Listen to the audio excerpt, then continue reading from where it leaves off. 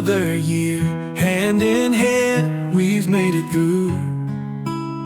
With every sunrise, my heart chooses you. Through laughter and tears. We met at our jam lesson where we did jam lesson together.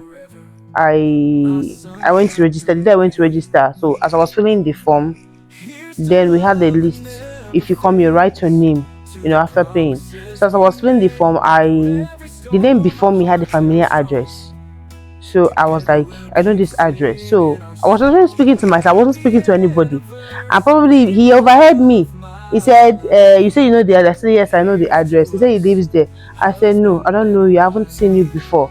Then I used to distribute, circulars, that's meeting circulars to the various houses in that street. And I don't know your face. I haven't seen you in that house before. I know all the occupants of the house. He said, no, that he just came in. I said, oh, wow, nice meeting you. So that's how we met. And then, as neighbors, we always go home together and, we became friends. Standard Academy, Umuahia, Abia State. That's where we went for our jam lessons. That's where we met. That's where I met my love. Since we made through every storm, my heart's held strong. Number one is that I had peace, and secondly, I made a prayer that anybody I'm going to date, I'm going to marry the person. That's if the person is the right one. So I made a prayer. I told God that if he's the right person, that he should stay. But if he's not the right person, that after 6 months, he should vamoose. So after 6 months, he stayed, and some of the things I asked God to, to be present in the right person, he had most of the qualities. So at first, I felt the connection, I felt the connection. So I knew she was the one because she was different from the other girls I met in the university. And she was a decent girl. She was a decent lady. She wasn't like any other. She was decent both in character, in dressing, in behavior, in the kind of friends she keeps. She was decent all over. She's homely too. So I knew she was the one towards when I was about to go for my Swiss program.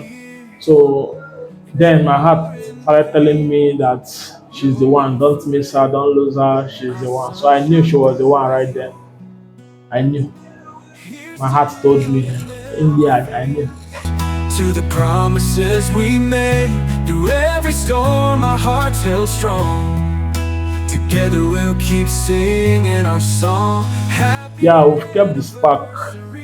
In fact, the spark has been sparking since now. It's been so sparking, We've kept the spark. We keep communication. We are intentional. I think that's the key word. We're intentional about this thing called love, called marriage, called relationship. We're intentional. We intentionally do things for each other. We intentionally, go out of our ways to make sure that the other party is happy. Anything you can do to, keep your partner happy, do it. Do it. I don't mean like kill or steal, but anything humanly possible to make your partner comfortable, happy, do it. That's what we do. We're intentional about each other.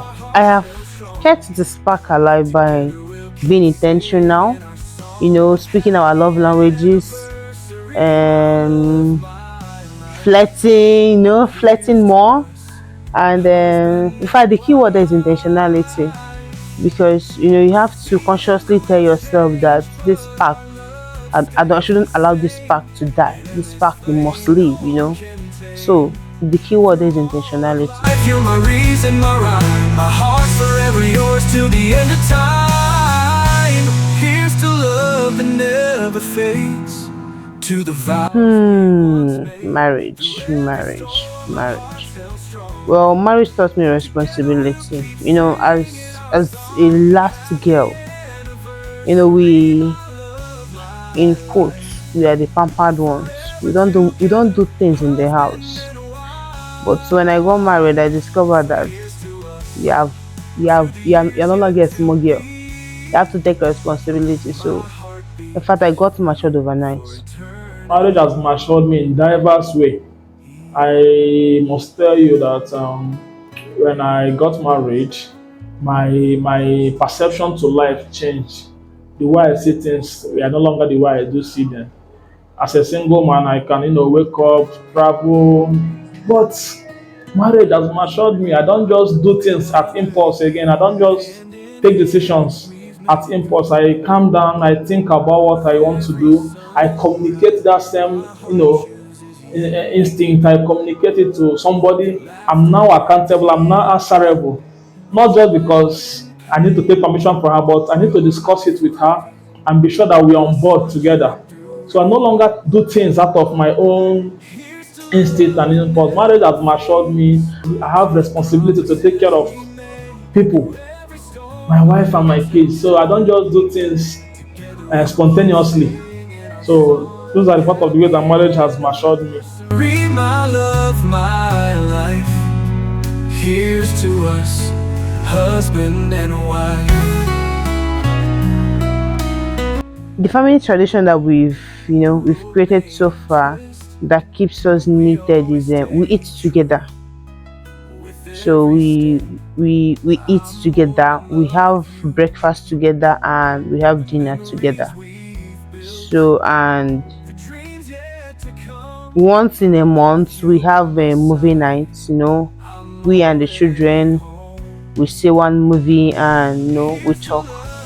We have a family tradition of eating together, having a family time. That's a movie time that we all gather and see a particular movie together, discuss what we've learned from it and things that we could have done better if we were in the position. My love, my life. Here's to us, husband and wife. How do I protect my marriage? I protect my marriage by not listening to side talks, that's number one, and secondly, blocking my ears from a third party. We block our ears from third party. We came to the conclusion that whatever two of us cannot sort out, we'll take it to God. So no matter the problem, no matter the situation, I and my husband, we try as much as possible to sort it out. If we cannot sort it out, we pray.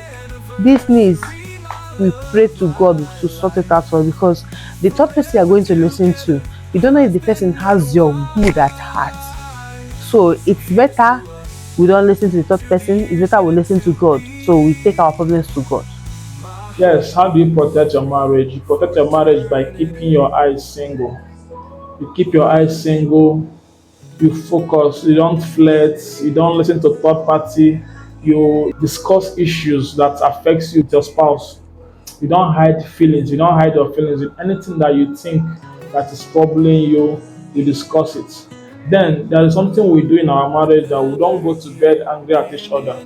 If one party is not happy, you make sure you talk about it. You make sure you discuss it. You make sure you don't go to bed angry at your partner.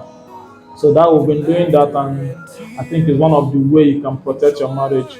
Pain, you're my forever, my sunshine through rain. Here's to love and never. What intimacy means to me outside the bedroom is communication. I love communication a lot. So to me, intimacy is communication, being with me, doing things together with me. In fact, if you know me, you know that I'm follow. That's what intimacy means to me, beyond the bedroom. Aside from the bedroom, communication is key. Both of you keep in touch with each other. You communicate. You don't allow any day to go by without knowing how the day went by. You talk about these things. Find time to always discuss. Nowadays, the social media is crazy. Everybody is clicking, scrolling. You must create time to talk to your partner. Ask her how was your day. Engage her, hear from her. That's one way of keeping in touch and being intimate with each other, aside from the bedroom. Here's to love that never fades, to the promises we made. Through every storm, our hearts held strong.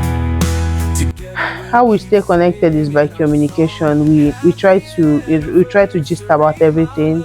When we are not together, we make calls. We chat, we send text messages. So basically communication. that keeps us knitted. Like I mentioned before, the only way we stay connected amidst life challenges is still keeping in touch and communicating with each other. Intentionality.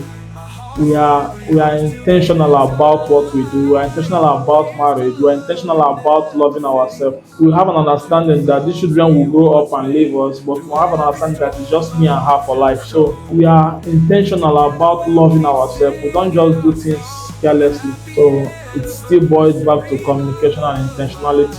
Life forever together, husband and wife. So here's to us, to the years yet. The advice I have for young married people is you have to be intentional about your partner. In fact, you have to be telling yourself that you have to consciously, as in consciously tell yourself that I have to make this work. The truth of the matter is that marriage exposes us to different characters that we didn't know we had. You understand? It exposes us to different characters that we didn't know exist in us. But when you are intentional about making the marriage work, everything is just a walk in the park. And secondly, forgive before you're offended. Have this forgiveness in your mind.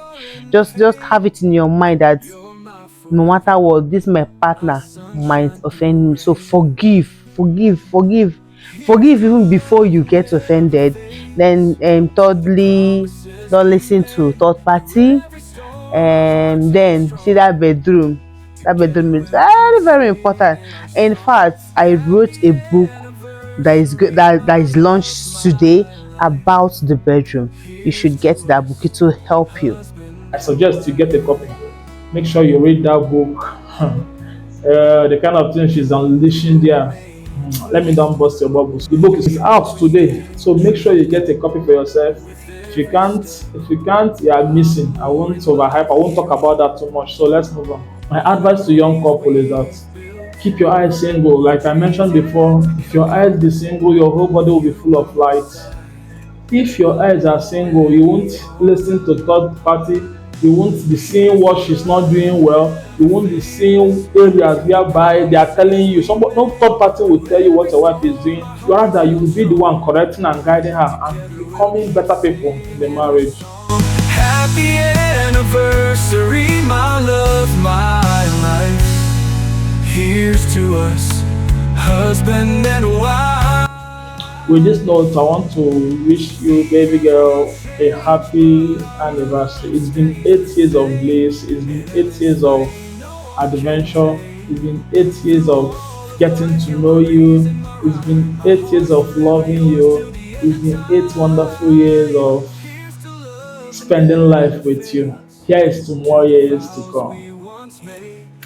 And to my banana syrup, you are my Gina. You know that I love you.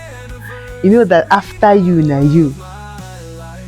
So here's to us the love that never ends and our promises to each other.